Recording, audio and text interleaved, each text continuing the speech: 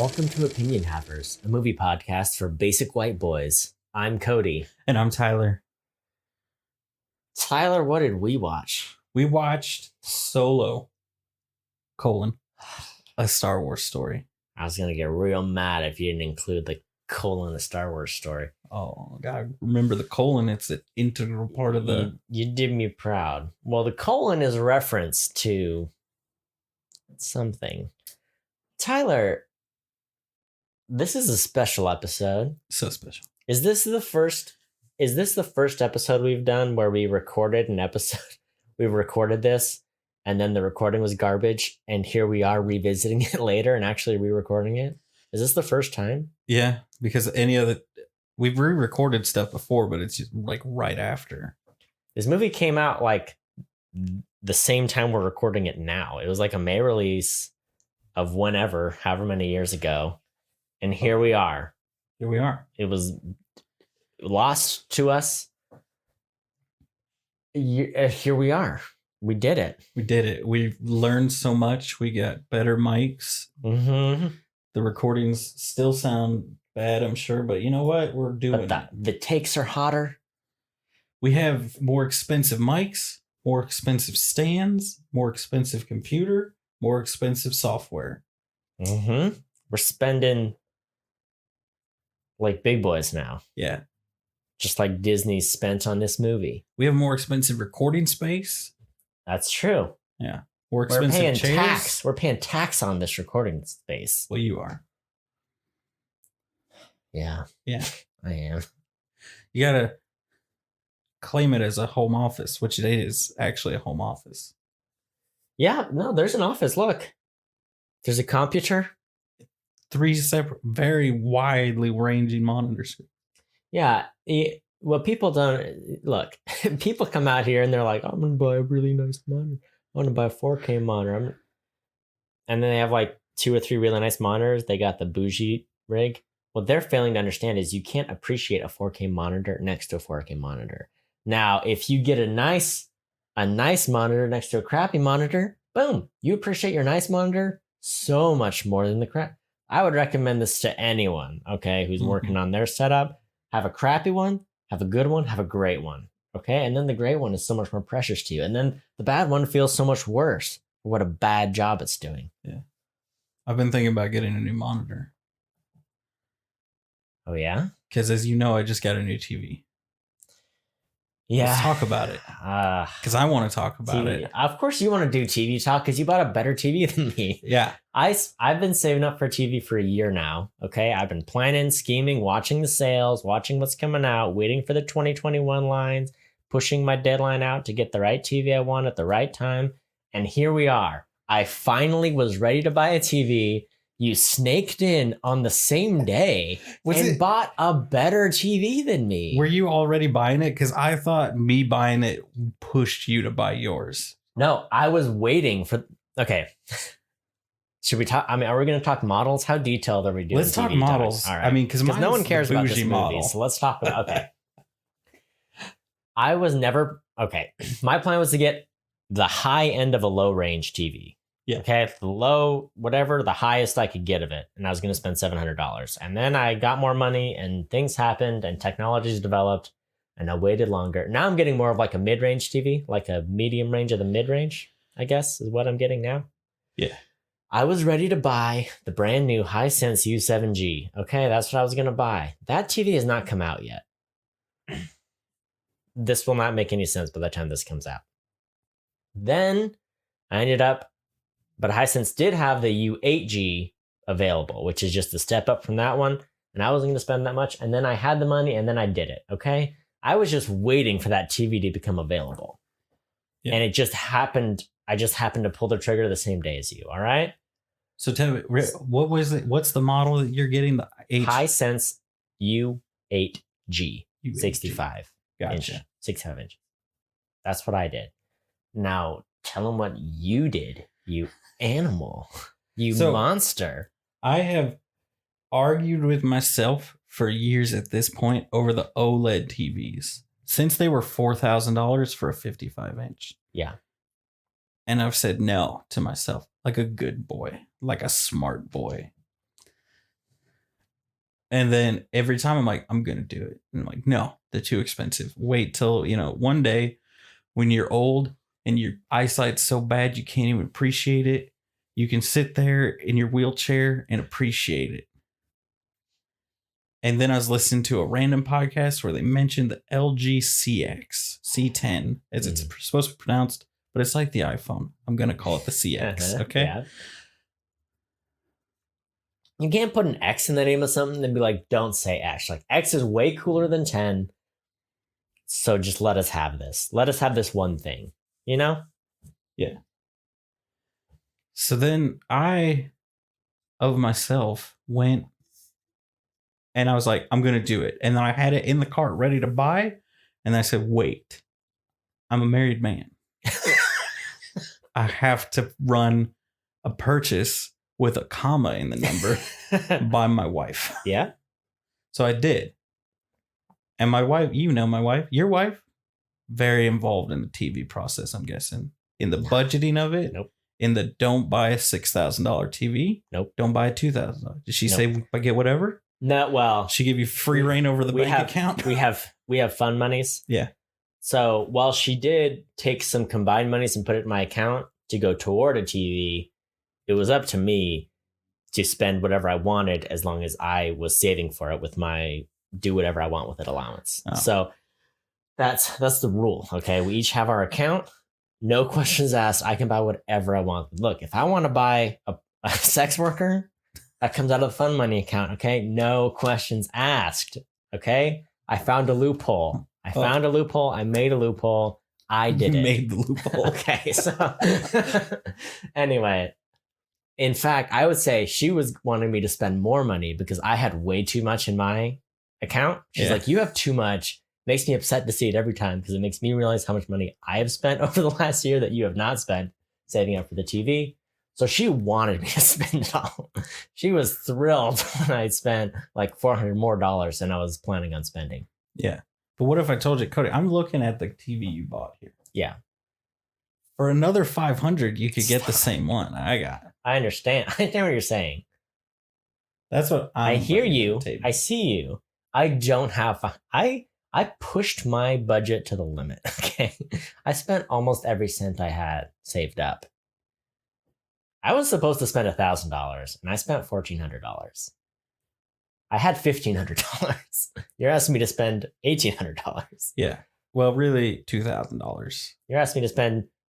Look, that's $500 more than I have. Yeah.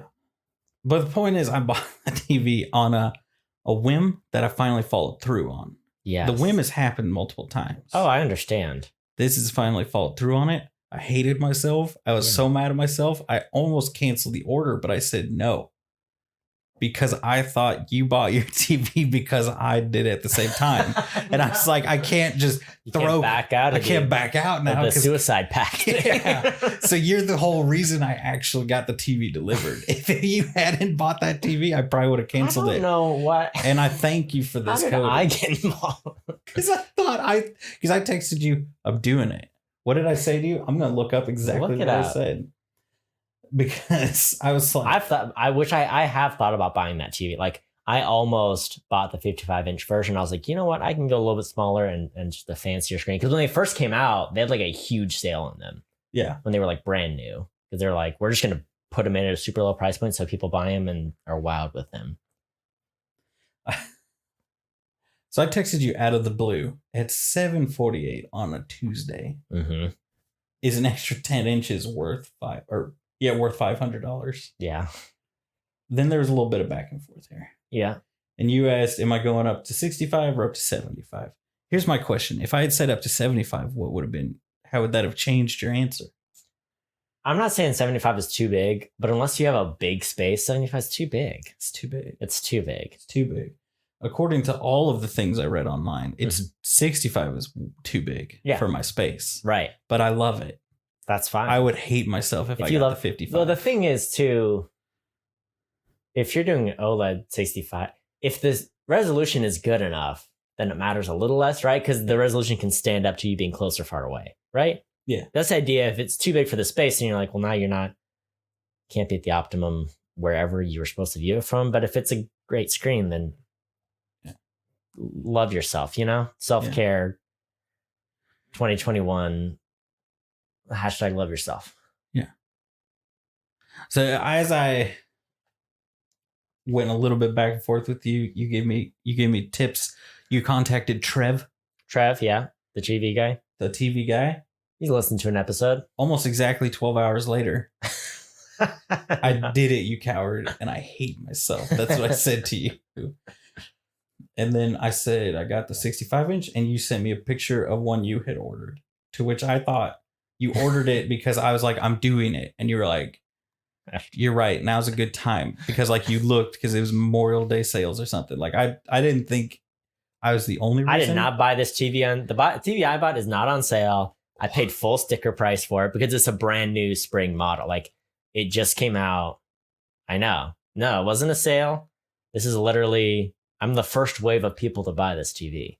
You fool. I didn't even buy the new one. I bought the old model. Everybody's like, oh, don't get that garbage C10, get the G1. And I'm like, F you, dude. I'm getting this one. See, here's the thing. You're in the OLED range. It's stupid that we're talking about TVs because that's not what this podcast is for. But also this podcast is for whatever I want it to be. So y'all can shut up. Okay.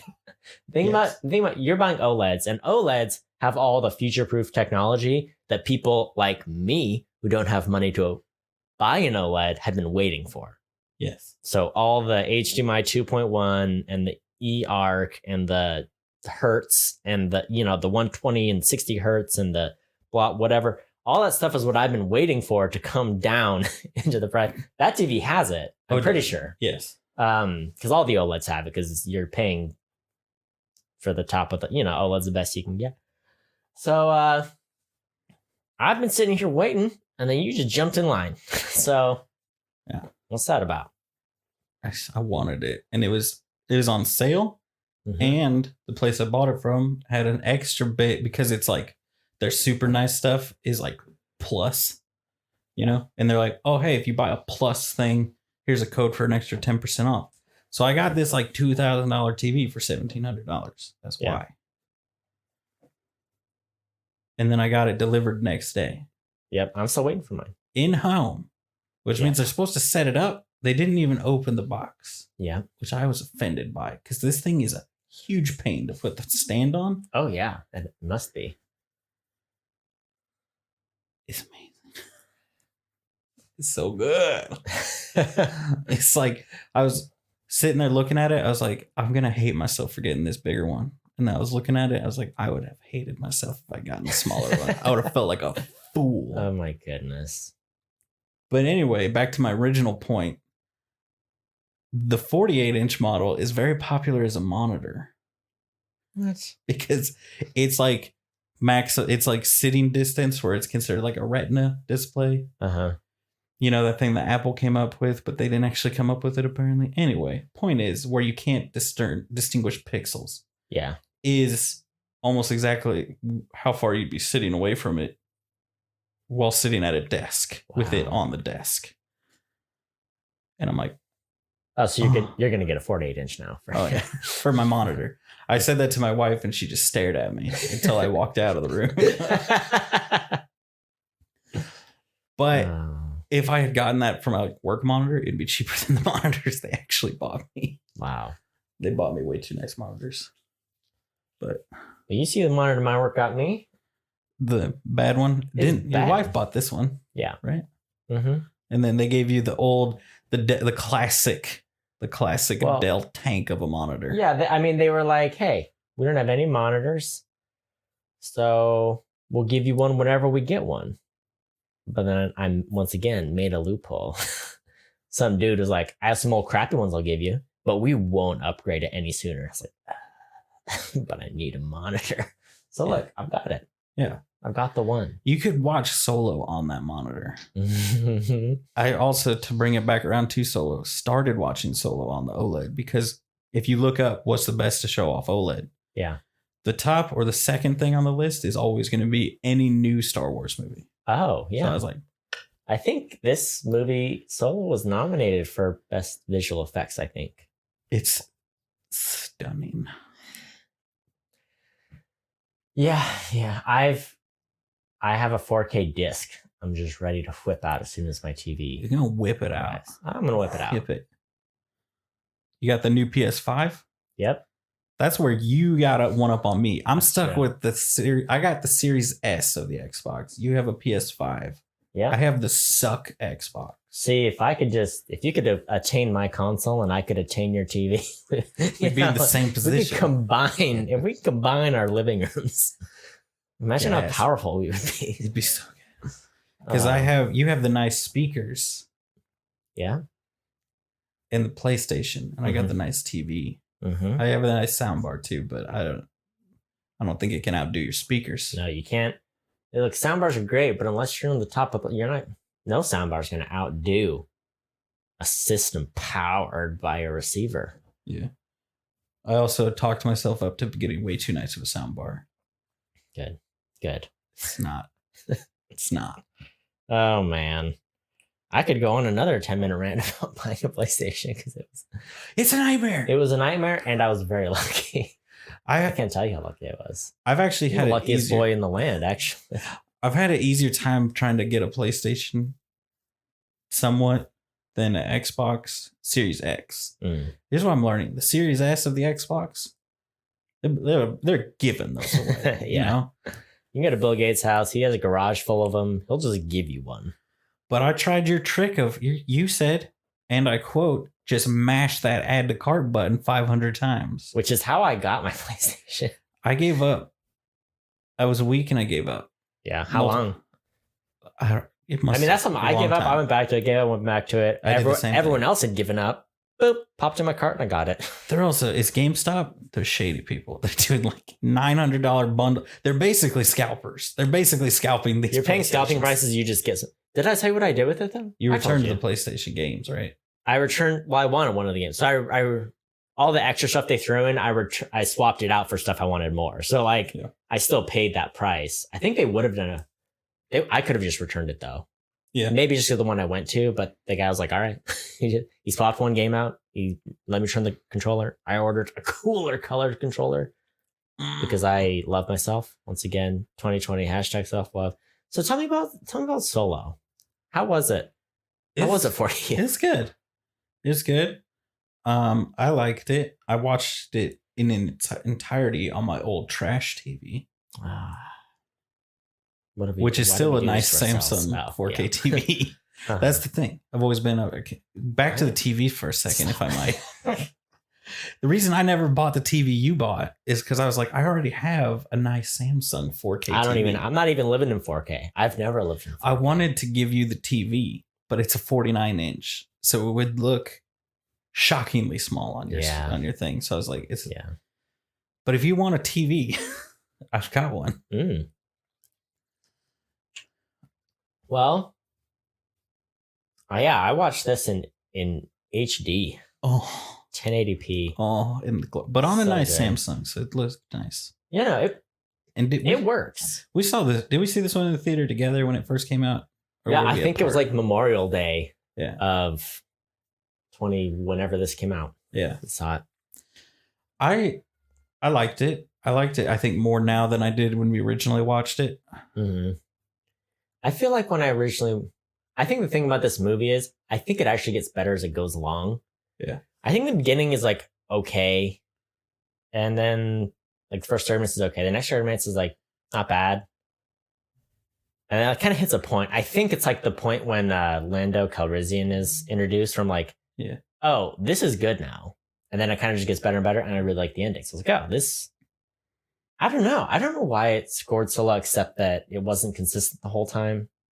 But I think it benefits from getting a little bit better as it goes. And it kind of just peaks in the end. And you're like, oh, yeah, this is pretty good. So we both liked it. Do you want to try to sum up the? It's the origin story of one Han Solo.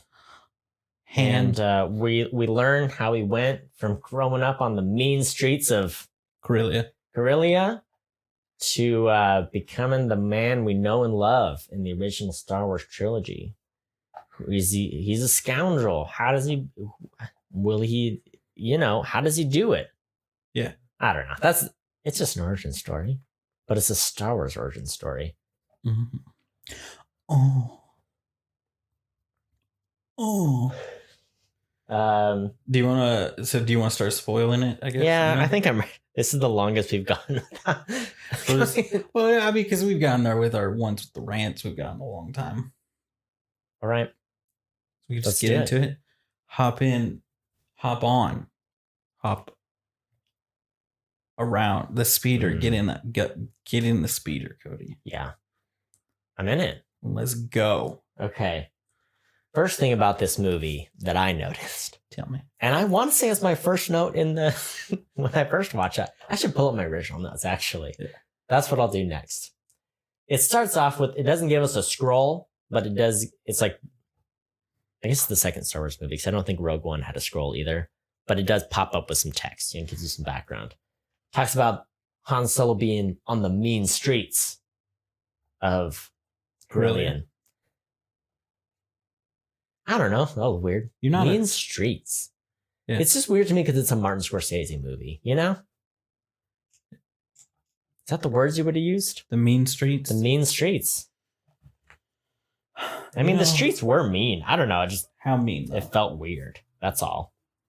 How mean, though? On a scale of 1 to mean. That's what I'm wondering.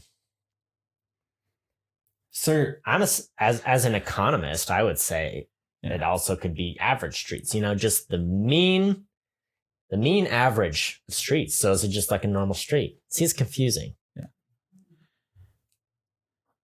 It's Ron Howard's version of the Scorsese mean streets. Yeah. Did you know Ron Howard, George Lucas? I think we already talked about this. George Lucas wanted Ron Howard for the prequels. Yeah, I think we talked about episodes 1, 2, and 3. It was like, well, they have a weird connection. I don't know if to put this together, but Ron Howard is in American Graffiti, which is one of George Lucas. I think it's his second movie. So Ron Howard and actually Harrison Ford are both actors in American Graffiti. Yeah. So it's kind of an interesting tie that he's like, oh, hey, you acted for me. You're a director now. I'd love for you to direct these Star Wars movies. I think we actually talked about that on the Grinch podcast, right? Oh, did Ron? Wait. Because Ron Howard directed it, right? And there's the scene where Jim Carrey pretends to be Ron Howard and does like the hat and the walk around. Yeah. All right, kid, here's what you're doing, and it pretends to be him, and it's really funny. About that. Yeah. I think we didn't even watch that Grinch. We watched the other one. Yeah. Oh, man. Well, I watched both. Yeah. You were a fool. I know. I feel bad. Yeah. I still feel bad about that. It's been 6 months. Yeah. I'm still hurting. Okay. This movie starts out, I guess, I don't know. I just want to talk about this because this movie was riddled with production issues like any Disney big budget movie. Yeah. Like any good Marvel movie or Star Wars movie had like production issues because it's such a big company trying to make the movie. So this movie was originally directed by Phil Lord and Christopher Miller, who you may know, writers and directors who did 21 Jump Street, 22 Jump Street, Lego Movie. Nice. Interesting resume. I think they did Cloud with a Chance of Meatball maybe too. I haven't seen. That sounds right. So they've done animated stuff and R-rated comedies. Disney was like, we would love for you to do Solo, almost missed it, a Star Wars story. Yeah. And they were like, sweet, we'd love to do it. They shot most of the movie. And then the production moved from one spot to another, like, from UK, I think, to some island somewhere. Kathleen Kennedy is like, sweet, let's see the footage. She was shocked. She was like, I hate this. So, which is just weird to me because I think the trivia noted that like the screwball comedy, whatever they were going for, was just like shocking. And they just didn't like the shots that they got. And they're like, we hate this. Yeah. And some of the crew were like, we don't like working with them. Their screwballs are weird. They're off the wall. So they were like, cool, we're going to fire you. Yeah. And who can we get to do it? Hey, Ron Howard. He's the dude. He came in. Ron Howard reshot 80% of the movie, 80% of their footage. I don't know how much more additional shooting was left, but he reshot 80%. Technically, Phil Lord and Chris Miller should have been listed as director still, because I think you have to shoot 90% of the movie to be the director. So I don't think Ron Howard met that criteria, but they came to an agreement. So I was like, okay, Ron Howard's the director. Phil Lord, Chris Miller, you'll get a producer credit. Yeah. Everyone's fine. Here's what kind of blows my mind about this. Why would you hire directors who have done Lego Movie and 21 Jump Street, both like hard comedies? I don't know, I haven't seen 21 Jump Street, but people like it. It's very good. People really like those movies. Yeah. I'm assuming they're very funny. They're It's very got a good funny. cast. Maybe I'll watch them one day. Yeah. Lego Movie's great, very funny, very wacky, and it has just that right punch of, oh, here's some sentiment, here's some meaning. This is just a fun movie. I love the Lego Movie. I think it's great. Why would you hire them and then complain about the screwball comedy aspect? What's that about? Why would you hire people who have done only comedy work and then be like, we don't like that you're trying to make this into a comedy? My last point. I don't know what 20% of this movie is their footage versus Ron Howard's. I'm guessing it's like half of the comedy shots. Yeah. Here's my thing about this. This movie could have been Guardians of the Galaxy, but it's a Star Wars movie, you know? Mhm. We got a comedy director. We're doing a lot of comedy, but it's in a sci-fi, Star Wars, whatever, which could be a great mix, I think. I'm very curious to see like their cut of this movie, which obviously could never happen because there's so much post-production work and everything. But I don't know. Giving you all that background, what are your thoughts? How does that frame up the movie? Now that you've seen it twice, now that you know they shot most of the movie.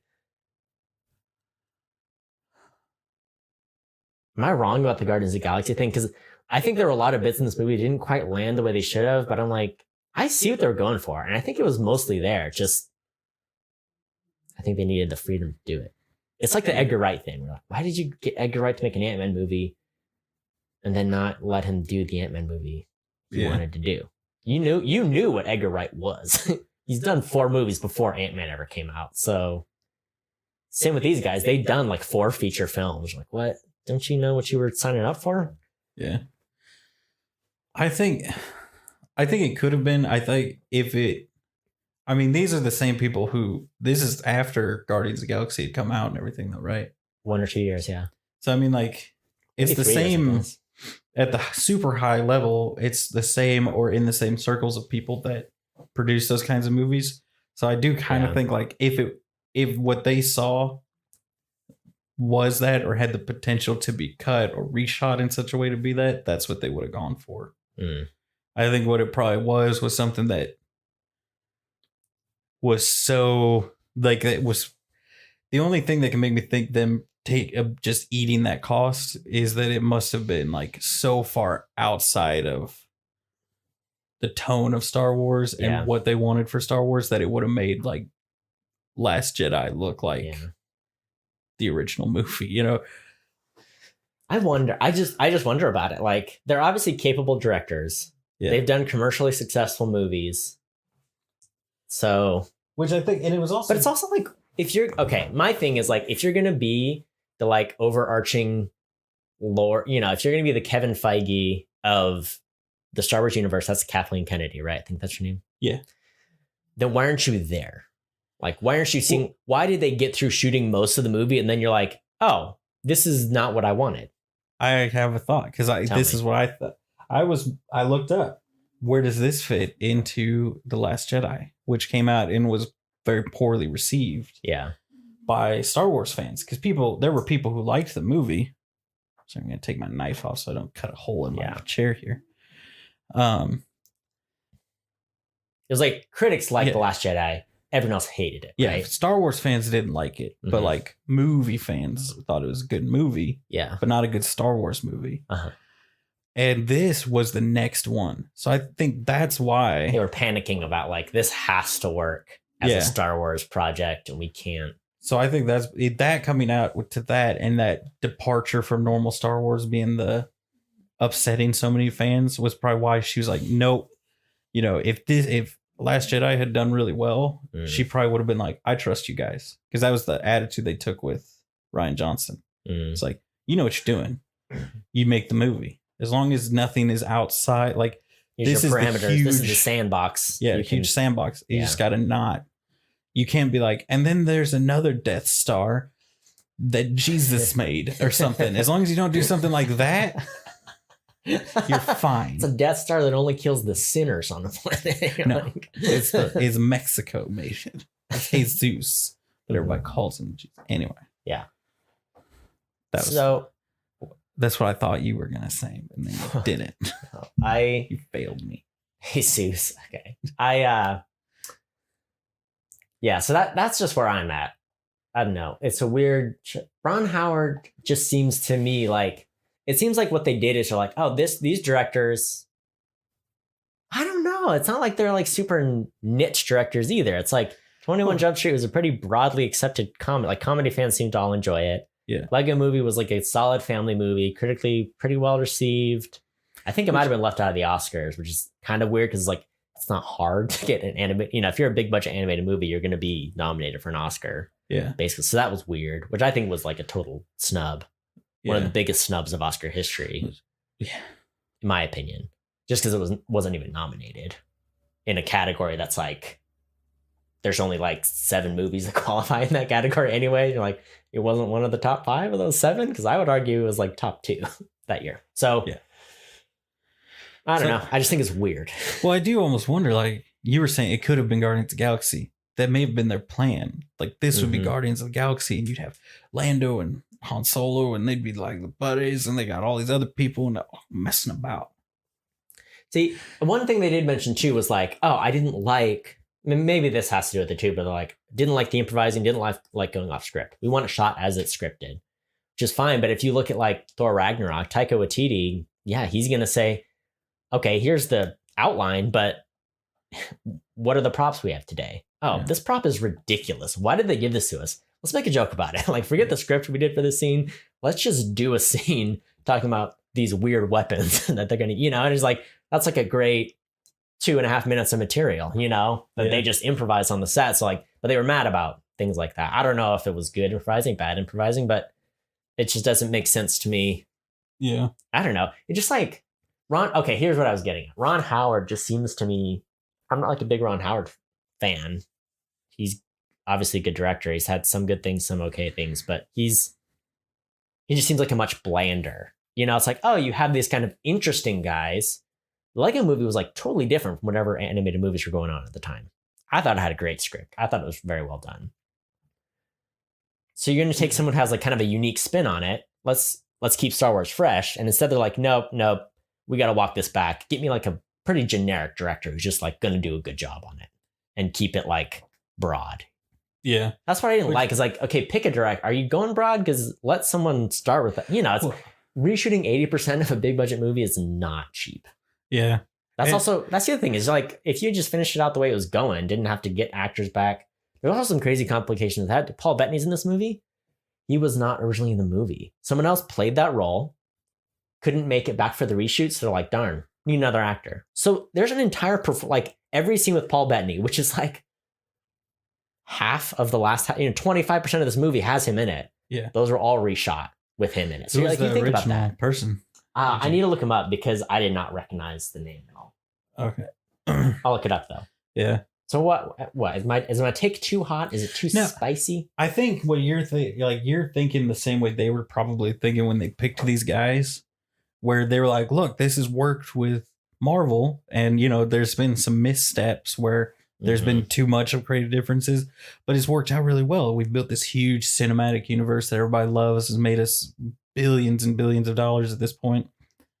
Let's just start doing that with Star Wars. And then I think what they found with The Last Jedi, or at least the feeling of the people at the top, was, oh, Marvel's crazy. Like you can literally do anything and the fans will be like, I love it because it's backed up by some comic book. There's so many different, so much depth of material and breadth of material to go.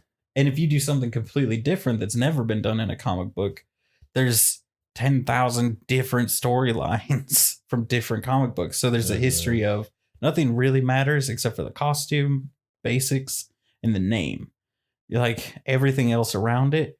Like something, this is DC, but it's comic books where I think it was Max Landis wrote a Superman comic book, but it was like a graphic novel, like a thick boy. Yeah. And he said in a meeting with like the heads, the story heads. They're like, we're like in charge of kind of directing you and telling you what you can and can't do. Mm-hmm. And they're like, you can do anything you want with Superman. And he was like going through it and he's like, oh, well, there's this where Superman gets drunk. And they're like, Superman can't get drunk. And he said, well, mine can. And they said, okay. That was their response. Superman can't get drunk. He's Superman. Yeah. And he's like, well, mine can get drunk. Yeah. And their response was, all right, that works. And so that's just so that, you know, and then you come try to apply that same attitude to Star Wars, like they did with Last Jedi, where it's like, you can do anything you want as long as the basics are right. And there was this huge uproar from their fan base. Mm-hmm. And they were like, oh, we cannot treat Star Wars the same way. We have to like force it into these more rigid. So I don't think you'll ever get like an Edgar Wright Star Wars movie because they're probably throwing up these huge bumpers that it's like you have to stay within this lane. Yeah. Well, it's a bummer because at one point they were going to do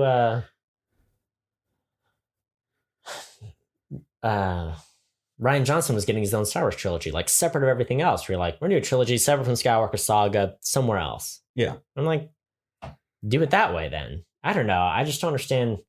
I get that this is all tied into the Skywalker Saga, but how sacred is, if we made the prequels, how sacred is the Skywalker Saga? If there's a Jar Jar Binks in the Star Wars universe made by George Lucas, mind you, it's not like Ryan Johnson threw in Jar Jar Binks. This is the man who created the whole thing. Yeah. So why can't Phil Lord and Chris Miller make a Star Wars movie? That's why I think we talked about this when we did the third one. I think if they thought they could get away with it, Disney would remake or uncanonize the prequels. Mm-hmm. Yeah. But because they're numbered entries in the main series, they're like, we can't. If we remake them, it's going to open the door to people. People aren't going to like it because there are a lot of people that like the prequels, like people our age that grew up with them. They're like, this is a trash movie, but I like it. And a lot of people would be mad there. A lot of people would be scared they'd remake the originals and it wouldn't be a good move for them to do it. Yeah. So that's almost what I wonder is like they were like, oh, we'll get this. We'll do like a Guardians of the Galaxy backlash. Oh shoot, we need to course correct, or this is gonna be we can't have two huge Star Wars movies fail in a row. Mm-hmm. Even though it's not like Last Jedi failed, right? It did fine money wise. It got good reviews and got there's also a lot of talk like the bombed reviews on Rotten Tomatoes. Like that was one of the big movies that got hit with bomb reviews, where it's just like, I think people are purposefully tanking this movie's score on Rotten Tomatoes because its critic score is great. It's like, the critic score is way more verified than the audience score, because the audience score is just whoever pops on here and throws a review down, whereas the critic is like, oh, are they published anywhere? Like, where, it's a different. Rotten Tomatoes for Last Jedi is the reviews.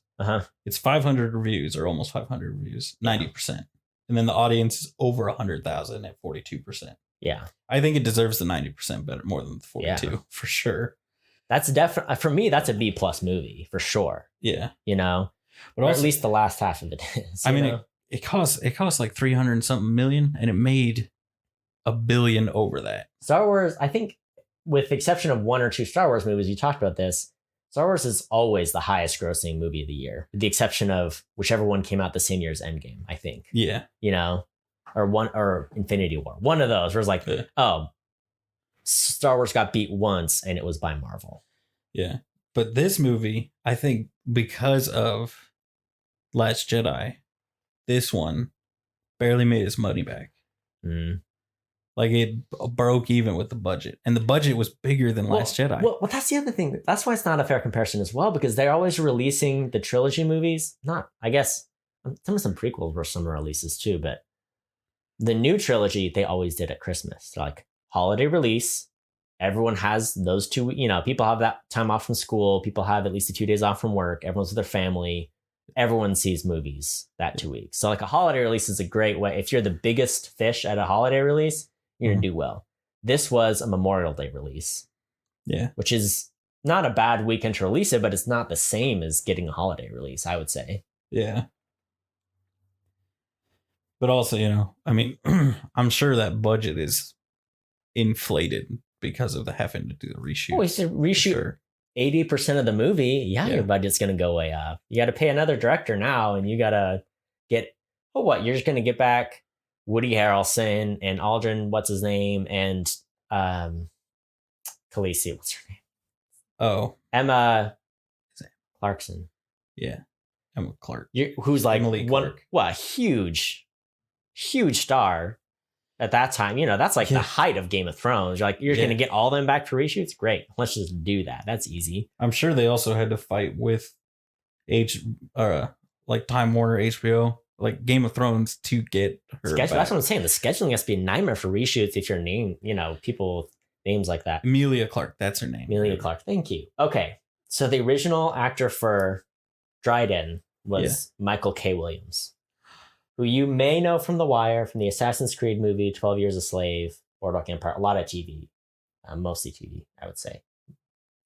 A lot of HBO shows. So, which is kind of a bummer too, because this was like right around the time of everyone's like, oh, the Oscars are so white. Like, we had a villain who was black in a blockbuster Star Wars movie. So you recast the black dude as a white guy because of reshoots, and you recast the director. It's like, oh man, that's a bummer. I think if I had to pick somebody to replace him, and you were thinking about who can do the same tone, Paul Bettany would have been probably who I would have gone for too. They have to replace that similar particular guy. frame, right? Kind of like that, a little bit slender, slim face. Well, it's more they can do the soft-spoken, sinister guy. Yeah, I think that's their. I get it. I like that. Paul Bettany did a good job. I'm sure this guy did a good job. I would have preferred this guy. the other guy, because I like him a lot. I like Paul Bettany. I mean, I would have been very curious to see this guy's Michael K. Williams performance, but it's just in a movie that is already very white. Oh yeah, it was like, that would have been great representation, but whatever. We can't have Phil Lord and Chris. I think it's funny I just think it's funny. Like, these guys have a 4 feature film resume. You know what they do. Why weren't you on set to see this problem before most of the movie was shot? Yeah. If you're going to overturn the city, you have to be there, right? Well, that's why I wonder. Are you not looking at dailies? You don't get to see any of that? Like, you're just sitting in your office waiting for them to be like, hey, the movie's mostly shot. Is this okay? Like, isn't there a project management wise? I'm in a project management class. Yeah. Was there no communication where it's like, oh, let's check in on the vision. Let's make sure where was the check-in? This is what I think was missed. Because it takes a couple of years to make a movie, right? Yeah. As far as especially a big budget one, we're like, okay, we gotta birth the project, get the budget, write the script, figure out who's getting cast, like all that. That's a lot of round-up time. Shooting a movie like this is going to take 2 or 3 months, probably, maybe more. Yeah. So here's what I think. They launched their new Star Wars movies. Disney's purchased Lucasfilm, and they're like, Star Wars. And they're like, J.J. Abrams, go. J.J. Abrams can do all the stuff. He has his own production company. He doesn't really need Disney to be involved at all. And that's probably what kind of happened, where he took and did everything, and he's like, well, we're just going to remake the original movie, basically. Yeah. And it came out, sold 1 billion tickets, and everybody was rich. And then they're like, all right, Rian Johnson's turn. We trust you. J.J. Abrams could handle it without much oversight. You're going to handle it without much oversight. Go for it. It comes out. Everybody loses their dang minds. Yeah. And then they're like, oh no, you guys, show me what you got. They're like, well, we're 80% done. So here's our rough draft of the movie. And then she's like, I hate it. You're fired. Yeah. And then that probably kicked off much more. Now there probably is like weekly meetings of like, show me what you have now. Like, I'm going to show it to me. Yeah. You can say that, but Rise of the Skywalker. I liked Rise of Skywalker. Oh, I liked it as well. I think. Was it the fulfillment was the trilogy a fulfillment of, did they. Here's what I think. How many lessons they learned and applied to that movie? This is the path I think they took. They're like, do whatever. And they picked J.J. Abrams, who you want to talk about bland. The guy just makes generic movies and shows and is terrible at finishing them. So they're like, we'll give it to you. He makes a good start. He's always good at starting stuff. And then they're like, fine, everybody can do everything. They're like, oh, you guys have gone way too far over. We need to cater to the hardcore nerds, the people who have made this franchise worth what it's worth. Mm-hmm. J.J. Abrams, the guy famously bad at finishing things because you muddy the water too much. Mm-hmm. Finish it. And he's like, what, you want the nerds to be happy? Say no more. Mm. I'm going to bring in stuff that nobody's going to know exists in Star Wars except for the super nerds. And that's what he did. So it's like they're going. Oh, it's going to be, I can see this going to a cool place. Nope, we're going down here now. Okay, that's, I think, how it went. They're like, nope, we don't like that. We're going right back down to where we were. And then they over course corrected into the super nerd stuff. When you're like the emperor, when you're like, oh, this is there's Force clones and the Sith cult, and they're doing this, and that's for everybody. There's like a billion Force powers and stuff. Yeah, and it's like you're going too. This is something you put into a novel. Yeah, not into a movie. Remember Rey? Can we get back to Rey? What's she doing? Is there? Yeah. Everybody's related. It's just funny because you think about it too. Like the whole heart of the series is like Skywalker, like Luke, Anakin, and they introduce this new Jedi who's really great, Rey. They're like, oh, Rey's the heart of the series, and then Rise of the Skywalker, I feel like is kind of just like, no, that's stupid. Palpatine is the heart and soul of the series. Like that's what we need, that's what we need to be showcasing here. Yeah, which I do. The thing is, I know they've always been clear, and George Lucas in his original plans for the 9 movies has said all 9 it's Darth Vader's story. So, but who's Darth Vader in the last 3? Well, it's just the Ren's relationship with him and trying to follow his footsteps. Right. So then once you bring in Palpatine, then it's not Vader anymore, right? Well, here's what I'm thinking. It's the beginnings of Vader, right? Mm-hmm. So you've got the origin of Vader, the legacy of Vader. That's kind of the way that the plan was. So why would we go so hard into Palpatine? Because you teed up Snoke. They lost focus on the Vader thing, I think. Teed up Snoke, and you teed up Kylo Ren really well. Yeah. And then you do the Ren-Rey thing, but then Rey, whatever. We're talking about this movie. We're not even talking about Solo, a Star Wars story anymore. Yeah. There's time. Okay, there's time to go back to that. Okay.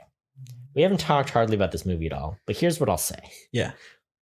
I liked a lot of the comedy. I wish it had been a comedy director to really kind of sell some of the comedy in it. I could have, if this was Guardians of the Galaxy, I think it would have shown through start to finish. Yeah. It wasn't. And so it had kind of just even like at the start, Han is like, I've got a thermal detonator I just activated. And you're like, that's a rock. And you just made that sound with your mouth. But like, I feel like a comedy director could have made that scene like 20% better and like made it really like shine. Because I feel like it was kind of like we're still trying to figure out what's going on. Yeah. But I love the writing of it, I'm like, the writing of it's there. Yeah. The part where he's like, watch this, and he tilts the ship over and then he goes through and you're like, I'm doing it. But then like it stops, right towards the end of the tunnel. You're like, oh, that's what I was just thinking. I wonder if that whole Corellia part is from. See, that's what I suspect, but it's just like Ron Howard didn't cut it the way that it needed to. Yeah. I don't know. I just think it needed. If they cut out a bunch of jokes to make it fit with the tone more, that could have been it. Yeah. So I mean, I liked where they were going. I really like the actor they picked to play Han. I thought he was great. The only thing he doesn't have the Harrison Ford voice. Harrison Ford has a way deeper voice. He's got a much higher voice. So that's the only mismatch. But like the look and everything, I thought was great. And I think that he's a great actor. Yeah. So I liked the casting of it. In fact, they said when Phil Lord and Chris Miller were starting the project off, he was the first person that auditioned. They auditioned a bunch more people, and they're like, it was the first guy. The first guy was the right choice. Let me tell you some of the names they auditioned for him. I don't know if you've seen this. Give it to me. And I'm sure we talked about this last time, but I recognize more of the actors this time. Yeah. Other people that screen tested for it. I don't even recognize the first one, so sorry about that. That guy. Don't know who that is. Rami Malek, Ansel Elgort, Jack Rayner, who we know is from the UK. But doesn't always have a consistent accent. Oh, yeah. Depending on who you ask him to be. Scott Eastwood, Chris Pratt, which really would have made it Guardians of the Galaxy, and Taron Egerton. All basic white boys. you know, all people are like, oh, you got brown hair. You're famous enough to do it. I think any of them could have done it. Yeah. Taron Egerton, I think, would have been the best had they gone with the screwball. Yeah. Sure. I like Taron Egerton a lot. And I think too. he could be funny, but he is British. Rami Malek would have been wild. Because he's like, his family, where's his family from? Because his ethnicity is like somewhere Middle Eastern. It's Eastern Europe, I think. Yeah, but which is just like would be an interesting choice for Harrison Ford. You know, if you're trying to like draw the line from Rami Malek to Harrison Ford, because Rami Malek has dark hair, he has like black hair. Would they had to wig him? Do you think, or dye his hair? Do you think? Wig him, just shave his head. Rami Malek is gray. I just think that'd be interesting. Yeah.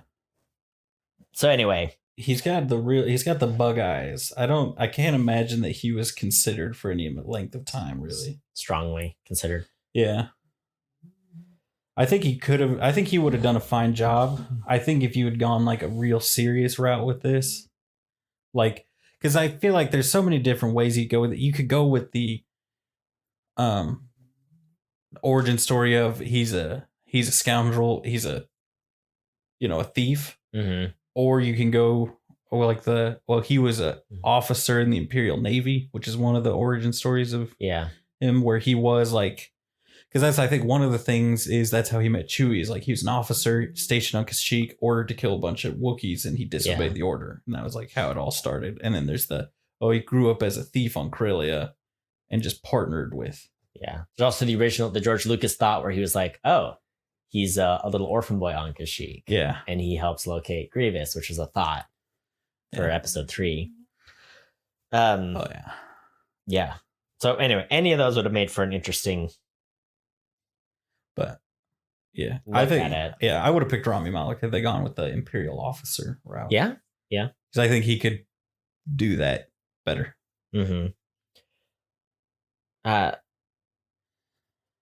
So he's on Corellia. He's in love with Kira, played by Emilia Clarke. They have a shot to get off of Corellia. Corellia is like Victorville. No. It's like just Pittsburgh. like a hole where everyone's like, oh, you made it out of there. Good for you. In like that old sewer dump. Like a real thing. I think Corellia is supposed to be kind of like a Pittsburgh, where it's like an industrial hub and nothing else. Right. So like if you're an orphan there, there's nothing. I mean, it's your parents work in the factory or you're living in the sewer. Like a Dickens style Oliver Twist, Yeah. Got your orphans. This is where they make ships. That's what they do.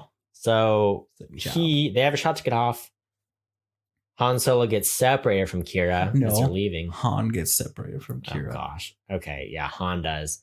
Han gets his name because he's a loser loner. So they call him Han Solo, which is fun. I saw one trivia fact that are like, no, it's supposed to be a nod to Vito Corleone. And I was like, wait, okay, let me go back. So I did the research on it.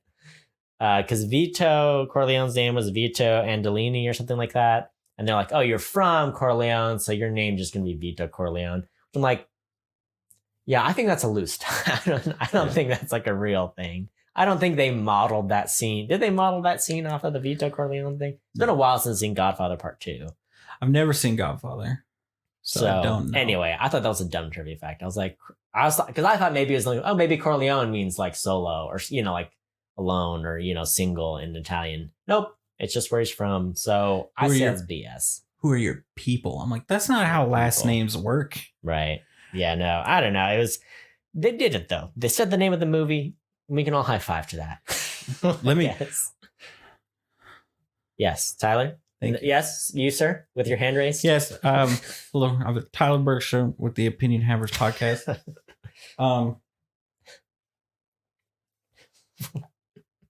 I would like to do we have a lot of other people who would like to ask questions. I think the floor is mine, sir. Thank you. Will you yield your time? No, I will not yield my time. This is my time right now. Are you filibustering? I'm going to filibuster. Are you filibustering this podcast? Yes. I am. I want to do my patented. I want to pitch you my idea how I would have done it if I was a famous Hollywood director. You want the Bergstrom cut? Bergstrom All cut. right. How's this going to go? Just keep in mind, after you shoot most of the movie, I will replace you with Ron Howard. Yeah. So That's fine. That's fine. Ron Howard will keep this because it's so genius, Cody. Here's what you do. The guy revving his motorcycle. Hold on. Pause. The guy revving his motorcycle outside was doing that at 12:30 last night. And I can only imagine. Hold on. Let me look at the one. I need to know who it is because he's looking, he's peering, he's gazing. oh, I see a dirt bike. I see who it is. It's a dirt bike. I was so mad. The I was dirtiest. But he didn't do it once. He did it 6 different times over a period of 20 minutes. So I was like, is this the last one? This has to be the last one. I'm in bed. Everyone's in bed. It's after midnight. Okay, pitch me. Okay. So you have, I don't know, whatever. At some point during them going, you say something about how him saying he flies solo. You know what I mean? Mm-hmm. Like he's a loner. He's a douche. You know? Like Yeah. that. And then you have him say, what's your name? And he says Han. And then Han says solo. Like he picks it. But instead they had the dude lick the inside of his cheek and then say solo. Here's the thing, Cody. My last name, not my real last name. I fooled you. My last name is actually Erickson. It should have been anyway. Okay. Point is, when you join the army, if they got too many of a last name, they make you change your name. Thus happened to my grandfather or great grandfather. I think he's a great grandpa. Yeah. Join the army and they're like, there's too many Ericksons. You're dumb. I hate you. Pick from this list. And the list is like Smith, Baker. What, you know, it's like a bunch of dumb names. And then Bergstrom, which is Swedish. Great grandpa was Swedish. So he's like, boom. That's why everybody's like, oh, do you know Gerald Bergstrom? No, it was on a list in the army and they all moved to Michigan. Yeah. So no, I don't know your friend with the last name Bergstrom. Stop asking. Oh yeah. Stop. I'll stop right It's Minnesota, not Michigan. Sorry. Michigan's dumb and we hate it. No, yeah. We like Minnesota because of Fargo, right? Yeah. Because you can say Minnesota with an accent. Minnesota. And it's delightful. Michigan has no accent. Hit me with that And St. they are- Paul, Cody. Oh, they got lovely houses over there in St. Paul. I said that to my dad. He laughed hysterically. Because they do. Because he in his mind, what he remembers, St. Paul, trash. Oh, no. The ghetto city that he lived next to. Anyway, point is, that's not how they do it. It's a list. I have a confession to make. What? I think I like Michigan now because I watched both seasons of The Detroiters. You're the reason it's I know. stuck on my Paramount Plus forever. Oh, yeah. Don't worry. We'll watch the pilot later. It's actually an excellent pilot. Like, the pilot, you know, every now, most pilots are bad for a TV show. And it's like, you got to sit through the pilot and the first 2 episodes if you want to see if you like the show. Detroiters, if you don't like the pilot is the show, okay? It just picks up and runs with it. Yeah. So if you hate the pilot, you'll hate the show. So while I have left my filibuster here, Okay. I want to pitch to you my idea for the solo movie. Okay. It is not this movie at all. I forgot. I that want started you to to pitch. know. Because we got on the name thing. All right. Was the name Tell thing me. was that pitch. This is my whole, if they were like, Tyler, make the solo movie. Okay. And I would say, this is what I want to do. Tell me. Okay. It's Han Solo. He's a scoundrel. He's on Corellia. He's messing about. Maybe you have a thing where he goes off. He joins the Navy to get away. Comes back. Mm-hmm. He's old now. He's an old man. He's an adult, right? But he's back. He got kicked out for not obeying orders, or so he's either back or whatever. You know, he's do the classic. Everybody knows it.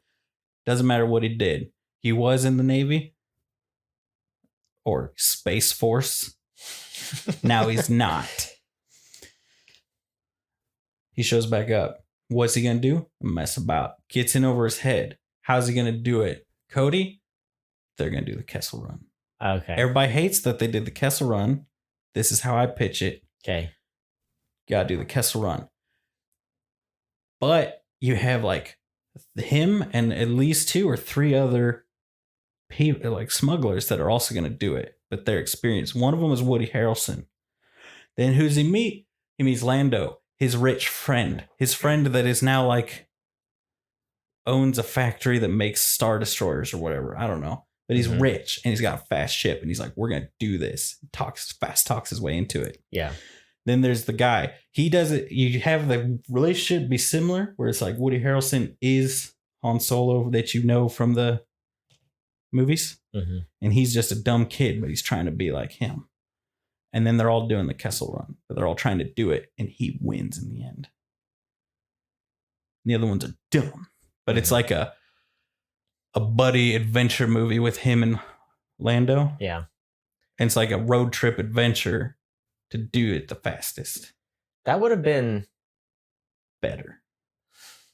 It would have been good. And it would have been a better use of Donald Glover, who I thought did a great job. I think the first time I watched it, I was like, hey, dude, you did all right. I think rewatching the movie, and I'm a Donald Glover fan, okay? Yeah. Beano and I go way back, all right? I'm a Beano fan from 30 Rock, from Community, like the good old days, okay? So I've been here. Oh, yeah. I've been here for the whole ride. Yeah. Anywho. What about The Martian? I don't know. Oh, yeah, he's in that. He's very good in it. Okay. Okay. Anywho. Watching the second, I was like, he did a great job. Like, yeah. He did the Obi-Wan Kenobi thing where Ewan McGregor like studied the way Alec Guinness talked. You could tell, obviously, Beano's like a huge nerd. Charles Gambino, Donald Glover, huge nerd. And he grew up like a Lando Calrissian fan, Star Wars fan. But he obviously like, I'm going to rewatch that movie 10 times and I'm going to talk just like him. Yeah. And he did a great job. Like, did a great. Whereas I think the only flaw of Aldrich, his name is so hard. The guy who plays Han Solo. The guy who plays Han Solo. Tell me about his name. How do you say? I can never. Aldrin. It's so hard. It's loading. Aldrin. Oh gosh. Heinrich. It's so long. Heinrich. I'm so sorry about your name, sir. I can't say it right. Yeah. Think about Alden, the actor of Han Solo. Does a great job. Has the look. I love his charisma. Doesn't have the voice. Yeah. Donald Glover nails the voice, which is funny because they both have higher pitched voices, and Donald Glover commits to a lower register Lando Calrissian voice, and I love it. He did a great job. So I do think your pitch works that in better. I'm like, if you're gonna Donald Glover be in it, Donald Glover's like Swiss Army knife, can do music, can do comedy, can do acting, will do anything. Let's use him, you know? Yeah. I guess let's throw him in the mix there more than he was in this. Yeah. I like the idea of it being like, or like you have it, because at the end he mentions, oh, this Jabba guy is putting together a crew. Mm-hmm. Have it be Jabba's doing this job, and it's the biggest job, but you have to earn the slot in the job by doing this race. Whoever and he's does doing the Kessel Run fastest wins slot in the crew or whatever. Yeah. That's interesting. That's a very interesting proposition. Because the thing about this movie, I do think they're doing a little too much. It's kind of like some of the prequels where it's like, no, it's an epic. Where this one's like, oh, look, we're like young adults on whatever. Not Corleone. That's the Godfather. Corleone. Yeah. And look, we got separated.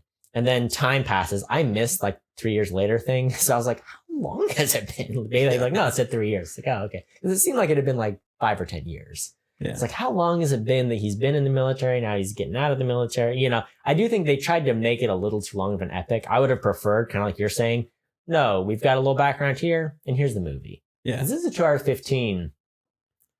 You either need to be a little bit longer, need more background, or like 15 minutes shorter. And hey, we got a tight 2 hours. Here's what we're doing. So that was one thing, because you're on Corellian. He's in the military. He goes with the smuggling crew, works his way into them. Now he's in trouble because they missed their payment, and now they got to do another heist thing. And that's how you get the Kessel Run, which I didn't mind the Kessel Run at all in this movie. I thought, like I said, I mean, once you introduce Lando, I think this movie gets a lot better and like just kind of picks up steam as you go. You're like, oh, this is great now. Yeah. So and it does kind of feel like the Black Sun? What's the name of the organization? Red Dawn. Red Dawn. Is that right? That's a movie. Hold on. Is it Red Dawn? Did they really name Crimson it Red Dawn? Dawn? Crimson Dawn. Okay, Close. Thank you. Crimson Dawn. The whole point of that is to get to the character reveal at the end where it's which, like, I guess Ron Howard had to fight for. Like, they didn't have that baked in, and Ron Howard was like, no, I really want to do it. Like, I really want to finish it with the throw at Yeah. throw Darth Maul in the mix. Which I'm pretty sure he's, like in all the shows and stuff, that he's the head of Crimson Dawn. Yeah, it's a nice reference to the shows, but for people who've only seen the movies, it's kind of like, Well, it's the reveal that Bailey, he's alive. Still. Bailey was like, "Oh, what? He's dead." Like Yeah. I'd be like, "No, he's in the show, I guess." But just I don't watch those Yeah. shows, so I was like, I'd have someone be like, "Oh no, he's still alive." I think I had heard it from my brother. My brother's into the show, so he's like, Yeah. "Oh yeah, talk about Darth Maul." Brother's such a nerd. My brother's a nerd, for sure. Yeah. But so yeah, I think the way that they revealed him, it would have been better had, or even if it's not Jabba, have it's like somebody's doing a job, you got to earn it, and then like the last 15 minutes of the movie, you have the reveal. Oh, the head of this organization, Crimson Dawn, is. See, that's what I'm saying. The last 30 minutes could have been, because this movie ends, it does some double crosses and twisties, which I actually really like the twisties and double crosses. Yeah. I think, like I said, the movie gets better as it goes, in my opinion. Oh, yeah. By the end, I'm like, this is a cool way to end the movie. I like it. But then at the very last 5 minutes, when it's like, oh, Darth Maul's here, I'm like, back that up. Because if you had killed off Paul Bettany and that takes you into the third act and it's Darth Maul you're dealing with, that's kind of cool, right? Yeah. I don't know if you want to have like too long of it being like, okay, let's explain how he survived, but have it be more than cameo. It was a cameo, but it was at the end. But it wasn't a post-credit scene because it was just the end of the movie. It's also a cameo of a weird. character that's been like, there are in timeline order 6 movies or 5 movies where he has been dead before this one, right? Well, No, two movies. 2 movies, yeah. 2 movies. 2 movies. So I found before out he's been this dead. opens the same time Rogue One. This and Rogue One, the beginning of this movie is 13 years before A New Hope. Then Rogue One fast forwards and goes right before A New Hope. But they both start 13 years before A New Hope. Yeah. So, yeah, no, that's a good point. It's just one of the things. It seemed like such like a weird throwaway. It should have been a post-credit scene, I think. Was it not post credits? No, I thought it was. it's just the ending of the movie. Oh. So it goes with that. You tease the Darth Maul, and then you're like, okay, now let's show the card game where Han Solo wins the Millennium Falcon from Lando. That would have been a better That's way weird. to swap those two. End it with him. Should have winning been he got the Falcon, scoot forward, because that's what's weird about this movie. Another thing about the writing of it, and I don't know if this was in the original script or what. It probably was because they were complaining about Phil Lord and Chris Miller not following the script. But Han Solo gets separated from the love of his life, Kira, and then 3 years later, Han Solo is running with this smuggling crew, Woody Harrelson. By the way, at one point it was going to be Christian Bale.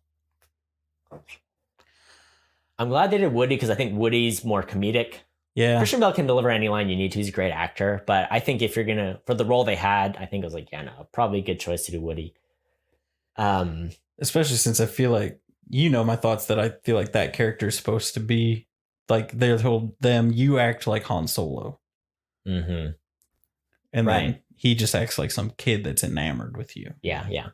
So Kira is working with the Crimson Dawn. She's there. So her and Han Solo like meet up again. Like, oh, this is crazy. They both go on the mission to get the crude they need, go on the Kessel Run, whatever. And they kind of just hint the whole time. Kira's like, I've done terrible things. In the movie, she's like, ditching you, Han. I'm going doing Crimson Dawn stuff. And for me, it just wasn't enough. All they did was say, I've done terrible things. Look, I mixed up with the bad crew. And that's it. I'm just like, what? But what did happen in those 3 years? Also, Han was a stormtrooper. Right. And you made out with him in the closet. And so what's your problem? That's one thing I didn't like about it, this movie. But I think I talked to Bailey about this, but you paint yourself into a corner because in A New Hope, you have Han Solo and Leia button heads, and then they kind of fall in love during the trilogy. Yeah. Like, okay, well, Han Solo can't be tied up to anyone, but we need a love story. But the love story could have been Woody Harrelson, his person, but she was in it too short. And it's a weird thing where like, let's make it a love story, but they don't end up together because Han Solo isn't with her in the original trilogy. So you do paint yourself into a corner in that way. But I almost wish she had just like died in the heist or something. Cause it just, Yeah. like, I like that she's like, oh, I'm not going to go after Han. And I gave him let him get away with enough to like do whatever he did. But it's just interesting. She's like, no, you're the good guy. I'm not. I've done terrible things. And that's all anyone ever says. And I'm like, Yeah. Amelia Clark, I don't believe that she's got such like a friendly face where you're like, it hasn't been that long. I'm not buying that you are this hardened criminal. That just isn't there for me. Yeah. Let me, again, another twist, right? I'll pitch this to you. If you want to keep the Crimson Dawn, I'll replace Amelia Clark love interest with like his best friend. You'd have it be a man, a woman. Man, one, best friend. An it alien. It could also be family too. It could be brothers, sister, cousin.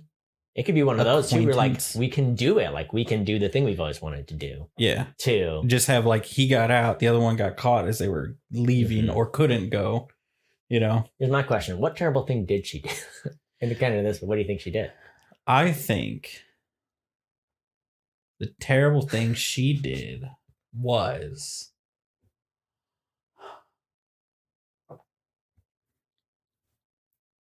I think she stuck a potato in the tailpipe. Yeah. That's what I think. That'll do it. Here's the thing. When you spend half a movie talking about how terrible a thing someone did, the only in the same franchise where someone blew up a planet, I murdered a bunch of kids in a temple. Yeah, killed children. The only way you can go is super like him being like, I murdered people as a stormtrooper. Yeah. I was ordered to gun down families and I did it. Right. And you're like, I'm a terrible person because you like stole a car? What? Like that's the only way you can go with that. They left it so ambiguous, but I just didn't buy it. And that's the thing too, is if Paul Bettany had her, I know she got trained in fighting and she's good at fighting in the movie, but I'm just like, what is the purpose of her? Because she seems to be the negotiator, the diplomat. Because she calms Paul Bettany down when he's doing too villain. He's like, no, let's bring this down and see if there's a solution. Yeah. And even, when they're doing when they're going to get the crude, that's kind of like a little heist con thing. She goes in and she's like, look, I'm the diplomat here. We're selling you this. I want this in return, So just like, what is the terrible thing she did? It's the same thing in Game of Thrones, I guess, where it's just like, look, I'm here. I'm going to lead my people. I'm murder everyone. End of, I don't know. Why are we doing Amelia Clark like this? Why we got to do her like that? We keep putting her in these roles. It's kind of the same in Last Christmas, too. Where you're like, oh, she's an absolute hot mess. She's terrible. I don't know. I'm not buying it. Terrible person. I'm not buying it from her. Yeah. She's a terrible person because she's slept on a couch. Yeah, it's like okay. She's done bad things. What's the name of the place in Game of Thrones? Winterfell. Is that the whole place? What's the whole kingdom? The whole place? Westeros. She's Westeros' sweetheart. And we're trying to make her into like this bad person, but like that's not the casting we should be doing for Amelia Clark. Am I wrong here? Am I crazy? I mean, you're right. Like, and she's a good actress because she doesn't come off of that. If you see her in interviews, you're like, oh, she's like way too smiley. She's a very bubbly kind of person. And then we catch her in these things and she does a good job acting. She doesn't have that personality. But like, why aren't we casting her in more things where she can shine that way? Yeah. I don't know. I'm not buying it. While we're talking about Amelia Clark, let's just talk about how wild it is that part of her brain is dead. I forgot. I always forget about this. You always bring it up. Stroke during Game of Thrones. Okay. Where a large portion of her brain is just not. It's gone. It's mush. And she's fine. And doctors are like, most people would be like paralyzed. Yeah. And she's like, sometimes I don't remember things very well. But they're like, she's like, it's like some like doctors like she's insane that she shouldn't be able to function the way she does anymore. She should be a different person. But all she's like, I don't. Sometimes it's hard to remember a pin code. Yeah. I'm like, what? Did I tell you that story about George Lucas? Did he have a stroke? He didn't have a stroke. George Lucas was a total gearhead, wanted to race cars for a living. That was his plan. Got in a crazy bad car wreck, like crashed a racing, like a sports car into a tree. and was like in a coma for a week, and was one of those things where like, yeah, no, this dude's never going to be the same. Comes out of the coma, recovers just fine, kind of gets into obsession with film and does that. Yeah. But like, were it not for that car crash, we wouldn't have Ron Howard, because American Graffiti never would have made. We wouldn't have Harrison Ford. We wouldn't have any Star Wars. Wouldn't have Indiana Jones. And weird to think about. That is weird. We would have George Lucas, NASCAR star. Yeah. Here's the thing. In the special features of episode 3, just when I was looking stuff up, there's a documentary about Star Wars, and George Lucas walks into a building behind the guy narrating it. Like, they're walking down the street and he's like, yeah, this, that, and this. And it's like I think it's like a science-y type thing where they're talking about the science of it. Uh-huh. And then they're just walking down the street and George Lucas is just like a Bigfoot sighting, like what? And kind of walks behind him a little bit, stares right into the camera, and then just walks into a building. And it's funny because they're in the clip I saw, it's like the guy's like, oh yeah, and then it starts playing Star Wars music when he comes in, and then stops when he leaves. And it's really funny. That's so good. It's like, oh, George. He's everywhere. You can't escape him. Speaking of weird choices in the movie, I did think it was weird. I do think they tried to do too much, because this is the part where, like, he's trying to get with Woody Harrelson's crew, and he was like, I'm a great pilot. And he's like, you're a pilot? Like, look, you're here, you're infantry. He's like, well, no, I got kicked out for doing my own mind, having my own mind. Which, it's just like, it's one of those things you're like, this is bad screenwriting. You have to show this somehow. Like, cut out the fighter pilot thing. You have to cut out one of these things. We're doing too much. Can we get to Can we get to whatever? Yeah. The last half of the movie is pretty strong, I think. Strong, pretty well written, pretty clear vision. Yeah. I just think getting to it was a little wonky. We did a little too much. Yeah. It's just like, like you said, I thought how wild it was. How it is like he meets the crew, and then you're like, oh, this is a cool crew. I like these people.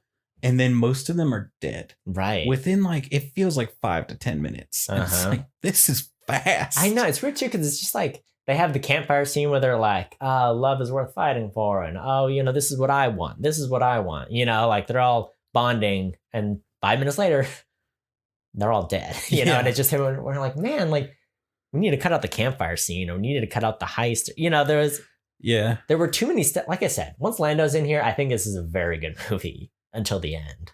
Well, it's like they're like, we need to just compact years of life experience that will make him Han Solo into 11 minutes of screen I just time. wanted to see Han Solo. Yeah. I just wanted to see Han Solo on his own adventure. That's what I was signing up for when I saw the movie. Yeah. Which I think you could have done just as easily if it was like that buddy road trip, like heist type movie. Right. Where it's all these people they're all trying to do the same thing. And it's just another group that he's slowly trying to act like this guy who he thinks knows what he's like. He's the one that I want to be like. So I'm going to start acting like him. Mm-hmm. Yeah. It is interesting. I don't know, because Han Solo is a very interesting character. Yeah. You see him throughout, because he's in like 4 or 5 Star Wars movies, and you see him where you're like, oh, he's here. He's obviously like this cowboy, independent kind of dude. But look, he's getting involved with the good guys. Like, he's here. And so it is an interesting character. And I think by the end of the movie, they came around to that. Because it's like, oh, look, he took out Woody Harrelson. He shot first, but he still gave the hyperfuel to the people. I guess they're insinuating it's the people who are going to start the rebellion. Yeah. So it's just like, he is a good dude, but he is also like a scammer and a scoundrel. And so they got there in the end, but it's just like, some of these things didn't need to happen for us to show that. Like you said, you can show that through a buddy thing and have that happen. Yeah. Which I also think, like, they try to make him out like, well, he's the good guy that thinks he's a bad guy. He's like, I'm not a good guy, but he is a good guy. Yeah. And that's exactly what a good guy would say. Yeah. But they do it like with the I was in the Empire and I see that they're bad. And it's like, I would feel like it would have been better if he was like an officer that just got done with the his enlistment or something, Right. you know, Yeah.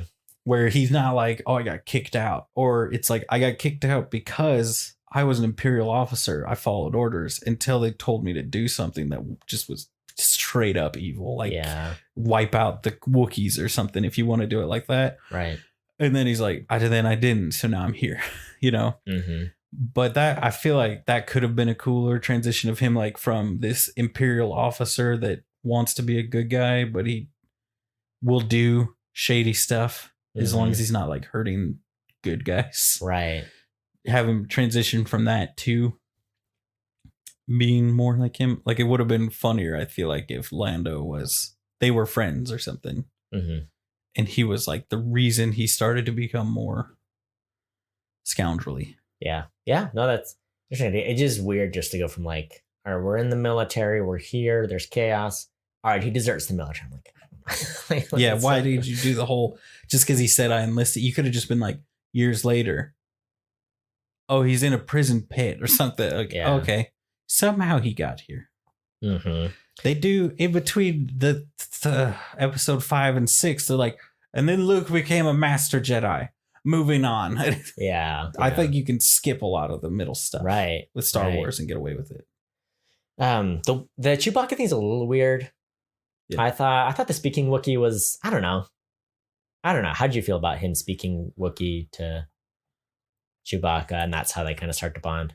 I feel like it's different than it's done in any other Star Wars property ever with it. Because it's like they usually have it where if you can speak Wookiee, it's like, that's weird.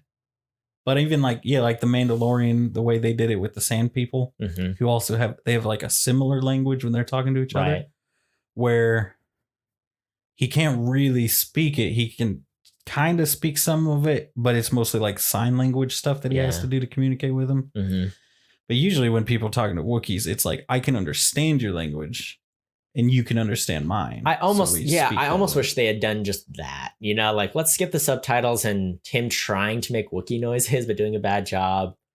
I wish they'd just been like, hey, like look at the pipe, like we can get out of here, let's partner, like I'm not here to, you know, like I almost wish they'd just done it that way, because it just felt so out of place because it's not done anywhere else in Star Wars. Yeah. So I was like, I understand you understand me, we're good. They also make out Chewbacca like a beast. Right. know? And And why it's like, didn't he?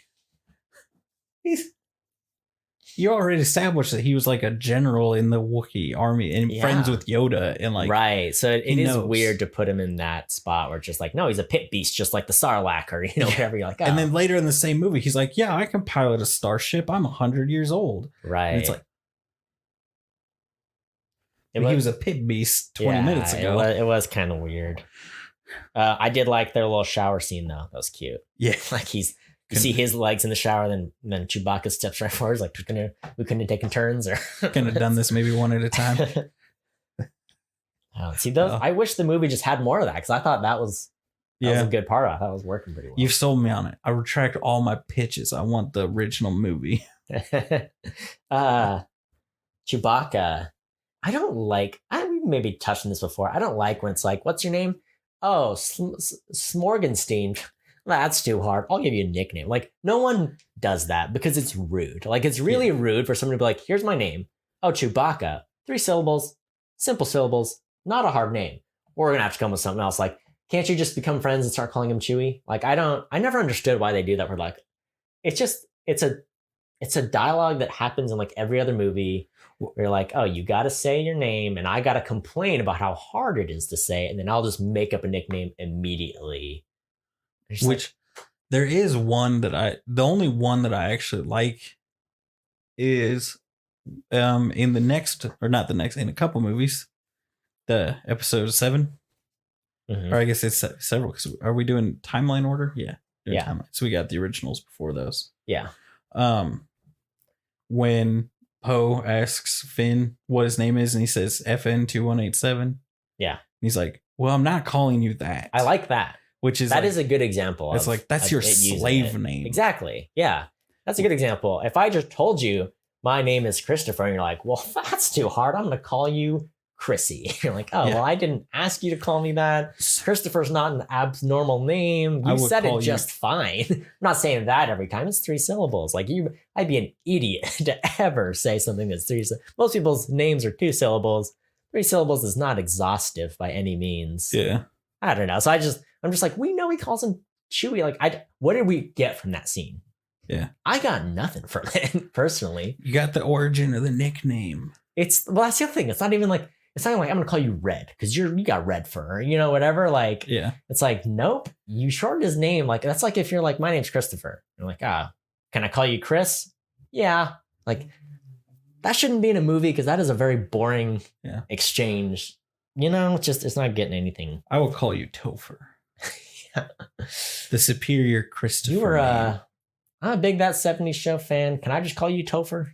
Yeah. Anyway, I'm just saying I didn't get anything out of it, so why is it in the movie? There's a few of those things. Yeah. Like the gun. I know when we originally watched it, you didn't like the origin of the gun being in it. Oh, Why does he kiss the gun? That's what I want to know. I don't care that he's I did like it this time. You Watching it did? this time, I was like, that's fun. It is fun. I like it because 'cause- it's like a rifle that he takes the barrel off. That's why. Well, it's cool because it shows punch. like we've seen he's kind of a gunslinger. Look how good he is with guns. He, like it was also just part of the scene. It wasn't like a weird out of place thing. You're just like, Yeah. all right, you're gonna need this. Like, all right, I Yeah. don't mind that. I So I think didn't mind it this time. I got a hot take for you. Give it Woody to me. Harrelson Yeah. spins the guns way too much. Oh, I had the same thought, but really just in the first scene when Yeah. they're like in the middle of a crazy battle, and you're like, you know what I need? It's like, A little pepper. I need to throw It's some like- pepper on this battle where I could die. Twirl, twirl, twirl. Yeah, it was too much, but Yeah. I wish he'd just done some more just basic cowboy, like, oh, you can holster it a little fancy, but why you're doing too much in the middle of a battle. Yeah. So yeah, I have a hot take for you. Remember how I was complaining about the whatever it was? Oh, it was the droid football. yes. Droid deathmatch boxing, love it. Yeah. That's in this movie because it reminded me of like the Battle Bots. You remember Yeah. that show? Oh, yeah. So good, where just like people make like put a sledgehammer on a robot vacuum, basically, Yeah. and they're just like, all right, let's fight. I was like, I like this. This is a good use of let's just make a Star Wars sport that people are watching. Yeah. I also thought it was a really good thing to kind of introduce the character of the droid co-pilot. L3 or L3. Yeah. L3 Or L2. L7 37 L337, I think. Because so it's L3. kind of there's like is it a programming language or design language called LEET? Yeah. And so they like, oh, L337. So they Yeah. just like the Yeah. numberification of it. Oh yeah. L3, I think is what he calls it. Yeah. L3. L3. L3. Fun fact. Yeah. L3 is played by Phoebe Wallers Bridger. I think that's her name. Bridges Waller. Yeah. Waller. Phoebe. We all know her. Phoebe. At the time, I didn't know she was. Now I know she is because everyone knows her from like Fleabag, and she helped write the new James Bond movie. Yeah. Very funny lady. She's in a few shows, like British shows.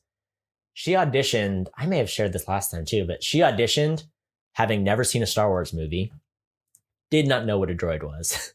So she showed up, read the lines just like a human. They're like, can you do it more like a droid? And she was like, oh, droids are robots. So she did it like that. And they're like, no, we kind of like the way you did it. So they just like hired her on. Yeah. Never seen a Star Wars movie. Nice. Just like popped in there. And they kept that. She was very much just like a human. It was interesting. I almost wish that was something. I want to see the Phil Lord version of that. Because it's like, I don't know if Ron Howard showcased or had I don't know. Yeah. I thought that had more potential than it delivered on screen. Definitely. I believe, I agree with you. I believe you. Bailey, it was fun to watch I this agree movie with you. because we had all our takes from the first time seeing it. Bailey had never seen it before, so she had her takes. She was like, I don't know how they made that robot look like a curvy black woman, but they did it. Yeah, they did. I was like, yeah, that's way to put it. But I just like that scene where she's there yelling at him. But it's like, because it introduces her and her, like the fact that she's like, oh, this crazy droid rights activist. And that's like a personality quirk that they didn't have. Because I feel like if I think if Howard Johnson had made this movie without anything from another director, I firmly believe he would have had a scene where Lando turned to like Emilia Clarke and been like, she's a droid's rights activist. So, yeah, right, like that. yeah. And it's like, you don't got to say that. You just have We the figured it death out. match in the We background. just did the show, not tell, and it was great. Yeah. Yeah. And then you have the response from the guy be like, you leave him alone. He's never had it this good, which is like, oh, this is what droids are. Like, so people who don't realize it, droids are like they're sentient and treated kind of like people, but not quite like people. Right. Like house elves. So, yeah. So it's like the guy like, you leave him alone. He's never had it this good. It's just like that whole interaction. I was like, this is gold. Yeah. Yeah. The Falcon looked too slim in this, right? At least the first shot before it gets kind of beat up. Yeah. It's like super skinny. I'm like, why is it so skinny? I feel like it's like chunky in the latest trilogy. Was it? Or was my Falcon memory just wrong? I think it was chunkier in the original. It's a little slimmer. I feel like in the newer one. Which I think is an interesting take because I feel like I didn't realize he said when he was talking about it, because he says the ship and it Han knows that, like, he's like, oh, that's a nice ship before they see it, and he says, oh, I made modifications, and he says he put escape module in the notch pod. And I was like, oh, so the notch is supposed to be there, and he modified it to take away the notch. Yeah. I like that, they get landed, to be able to use a ship, whatever, and he's like, oh yeah, pretty sketchy area, so you got to keep my ship locked up. And I just impounded. Yeah. And he's like, I'm gonna have to talk to somebody about this. Oh, you probably know about these. Yeah, I like that. I like that everyone's kind of scamming each other a little bit. I wish they played it up a little more, because I think that's what they were going for the whole time with Han. Like, even in the beginning, they're like, he does not have a thermal detonator, but he's going to try to talk his way out of it, invent his way out of the situation, which they do so many times throughout the movie. And I'm like, yeah, I wanted him to lean into that trope a little, because Lando's always doing it, and Han's always doing it, and everyone's. And I think it really comes to head by the end, but I wish that was built into the movie a little bit more, because everyone's always bluffing something they don't actually have. And yeah, like when he at the end where he's like, see that ship down there? It's full of 30 hired guns. Yeah, and then he takes off away. He's like, all right, you do your thing. Oh god, I'm sorry. Which is good. And then when they're in the Kessel Run and the gun gets broken, Woody Harrelson's like, we lost the cannon. And that really hurt my thumbs. I was like, I don't know. Some of those moments got me. I liked them. They were good. Yeah. I do love the end of this movie when Han shoots first at Woody. Yeah. Because, they're going through the thing. Kira leaves. And it's just interesting to see what, like, Han's going to do. But I love that he learns that lesson. He shoots first. And it's such a good, like, homage to the original. Yeah. Original A New Hope. And I just love that, the whole thing is the guy's like, you gotta learn this lesson, gotta learn that lesson. Doesn't always listen to him, but there you're like, oh no, he did it. Like, he knows what he needs to do now. But that's the other thing. Like, I feel like in my pitch, you could still have the exact same scene at that very end part, with him. But I did like the fact that he shot him and then he goes over and he's like holding him up. And he's like, oh, that's smart. I would have killed you. Yeah. Like, I was going to shoot you when I was done talking. And then you learned. Yeah. Passed on my wisdom.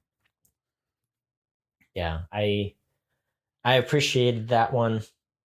Dryden. How did you feel? I don't remember. What was your take on the brass knuckle, double-bladed sword, double-bladed knives? His weapon that he uses at the end? Yeah. Cool, dumb. It's a cool use of the vibroblade style thing, but I feel like it's difficult to have like the cool weapons in Star Wars and it not be a lightsaber. You know what I mean? Yeah, it is hard. I feel like the Red Guard or Knights of Ren, they capitalize on it pretty well. Yeah. But it is hard. You're right about that. Yeah. Because that's kind of what it looked like to me, is kind of like a Red Guard spear. I almost just wish it was like a short saber, but it had like the brass knuckle grips. You're like, oh, look, it's a little cool. Yeah. It's just, who's swinging around something that short that's also brass knuckle? I don't know. I did feel like it fit his character, though. Yeah, yeah. Like his look, his voib. Fun fact about Dryden. He has memorabilia. Yeah. Not memorabilia, but he's got like artifacts sort of in his office. Those are from Indiana Jones movies. there's like if you look at it, like there's pieces from like a couple, something from Temple of Doom, like a fertility statue, and something from Raiders of the Lost Ark. Kind of cool, huh? I just had like a moment because I remember we had that exact like this at the end of the podcast, just like the last one. Yeah. Where you're like, oh yeah, this is all from this. It's like, oh, that's right. So, I mean, those are most of my notes. I think I almost think I liked it better this time around, but the beginning is a little rough. You're like, man, I just wish the vision was a little more polished, slightly more condensed. And I think this could have been a tight 2 hours, really fun adventure. It's a bummer. I don't know. I think it is better than the scores it got. Maybe you look at the Rotten Tomatoes. I know this Meta score is like 60. Yeah, it's way too low. And I think here's what I think. I think it suffers from people looking at Han in the movie and saying that's not Han Solo. When you got to look at Woody Harrelson's character, that's Han Solo, and Han Solo is more like how Luke is in the original movie. You know, the movie's sitting at a 69 tomato meter, 64 audience score. I would put it in the 75 range. Yeah. And it's like, if they trim the right things out and polish the vision a little more, I think this is an easy 85. Oh yeah. But it weren't. Changing directors is always hard. It's hard also to reshoot almost an entire movie. That's what kind of blows my mind. When you talk about reshoots, I'm always thinking like, oh, 10, 20, 30%. I'm like, nope, 80% of the footage was reshot. Dang, that is a beast to do. I mean, especially when you have to re-put in a character. Although the movie that just came out, Army of the Dead, Zack Snyder zombie heist film, Chris D'Elia was removed. Tig Notaro put in completely with CG. So Tig Notaro came in for pickups, acted against the green screen, did all of Chris D'Elia's lines, and they threw her in the movie. Nice. Isn't that crazy? That is. Now I want to watch it. I want to watch it too. I don't even like Zack Snyder, but they're like, he's finally back to zombie movies. I'm like, oh yeah, he did the Dawn of the Dead remake in like 04 or 05. Yeah. I think Zack Snyder excels when he either has somebody who's knows what they're doing to rein him in or edit his movie really well, or he's given just complete control of the movie. Yeah. The half steps is when it fails. Or if you have Joss Whedon redo most of the movie. Once again, kudos to Ron Howard for taking the project, because that is very hard to do. Yeah. But it just sucks that you're like, I think this is so we've done 3 movies that, well, actually, I guess technically 5 movies that were in a similar situation. Yeah. Where the project was a significantly far, and then another person was brought in. Yeah. The first one we did was The Hobbits. Oh yeah. Which, they didn't turn out very well because they didn't want to give him the time to, like, kudos to Disney for eating the budget to letting Ron Howard reshoot what he wanted to reshoot. Yeah. So that he wasn't just like, you don't get the guy like Joss Whedon where you're like, here's what you got, and you got a month to do what you want to do, and then you got to give us a movie. Yeah. So it's like, you got to kind of throw together a bad movie. Yeah. This is definitely the best. Yeah, I would agree with that. It has so much potential. It's so hard to see it when, like, this isn't a bad movie by any means. It just has a couple bad pieces in it. Overall, it is a good movie. Yeah. It's just so much harder that way because you see the lack. You see, oh, this could have been great. It's so hard. Because even like the original trilogy, the prequels, you were like, I see what you're doing there. These pieces are working. But as a whole, I think they're not good movies. Whereas Perfect. This is a good movie, but you just see where it fell short. Yeah. So it's hard. It's a tough one. Yeah. It's good. I like it. I recommend it, I would too. I mean, like I said, I would rather see a movie that gets better as it goes on. Yeah. Because you're like, by the end, you're really pleased, even if the beginning was a little bit rough. It's one of the only Star Wars movies that I would say you can just throw this up and watch this one with that, not as part of like watching all the Star Wars movies. Is true, because it ties in the least. Yeah. It's just like an origin story of Han Solo, but by the end, you're just, I don't know, it's a Han adventure, whereas Rogue One goes right into episode 4. And the prequels are setting up things that happen in the original trilogy. And the latest trilogy, that all is, like Harrison Ford pops up and you're like, who's this old dude? Like, oh, there's history. This is his. Okay, what's going on? Oh, Luke's here. Oh, you know, like there are a lot of characters. Like, you know, kind of helps to really know what their background is. So yeah. It's a good. I would recommend it. I liked this movie. I liked it more the second time, I think, and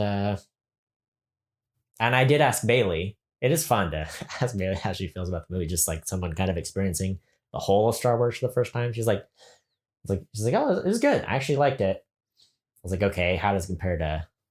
She's like, well, how to the prequels we watched? She's like, well, he's not as cool because she really likes Hayden Christensen. He's like, he's worse, but the movies are better. You know, she's just a big fan of Hayden Christensen, but yeah, it was something I think that it is. You said this is the second time you've seen the movie. Mm-hmm.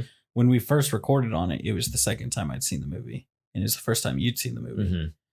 And now you're liking a lot of the stuff that you hated the first time. Yeah. So I thought it was interesting. I think the movie benefits from a second viewing. Interesting. Well, there you go. There it is. Is there anything else to say? No. Your filibuster is over. Yep. You yield your time? I yield my time. I'm going to have to put a disclaimer about the TV talk. I'm going to have to. I feel so bad for everybody. Yes. Well, thank you for listening. You can share us wherever you care to. Rate us or review us. Yeah, on all the things. On whatever all podcast services. You can tweet at me. You can gram me. You can Facebook us. On Insta. That's what the kids call it now. Insta. Yeah. At Opinion Havers. Come yell at us. Until next time, watch movies. And have opinions.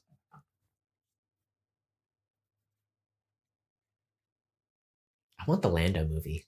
Honestly, I'm kind of ready for the Lando origin story. Yeah. Weren't they going to do a movie or a show about him or something? I don't know, but they should. Forget Atlanta. I don't need season 3. I don't need season 4. I just want Lando. You just feed it into it. He goes through a space-time warp. He is Lando Calrissian. But he's seen Star Wars. Star Wars is a documentary, right? Yes. Okay. It happened in the past. It's a historical documentary.